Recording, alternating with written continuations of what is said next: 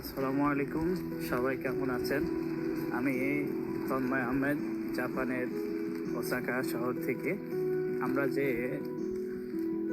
বাসায় থাকি, এটা হচ্ছে একটা সরকারি বাসা আর কি, কিন্তু স্কুল কন্ট্যাক্ট করে আমাদেরকে মনে করেন বাসা ভাড়া দিয়েছে।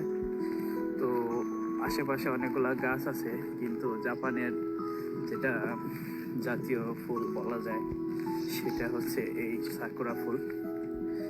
এটা খুবই সুন্দর, আর আপনারা দেখতে পাচ্ছেন যে কত সুন্দরভাবে ফুটে আছে, আর এত সুন্দর লাগছে দূর থেকে। সাদা ফুল খুবই সুন্দর লাগে, আমার খুবই পছন্দের একটা ফুল। তো ভাবলাম আপনাদের সাথে শেয়ার করি, তাই মূলত ভিডিও করা।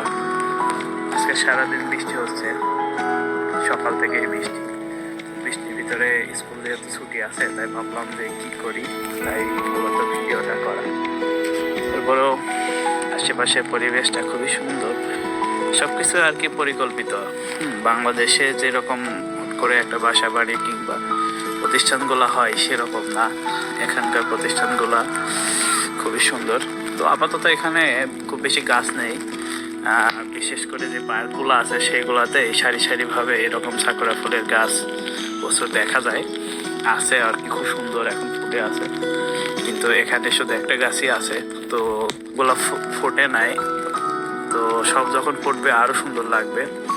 আবার এদিকে একটা কি স্থায়ী না, এই যে ফুলগুলা ঝরেও যাচ্ছে, 1 সপ্তাহ 10 দিনের মতো আর কি থাকে। তো তারপরেও জাপানের ফুল খুবই সুন্দর, আর এই ফুলটা আসলে সবার পছন্দ।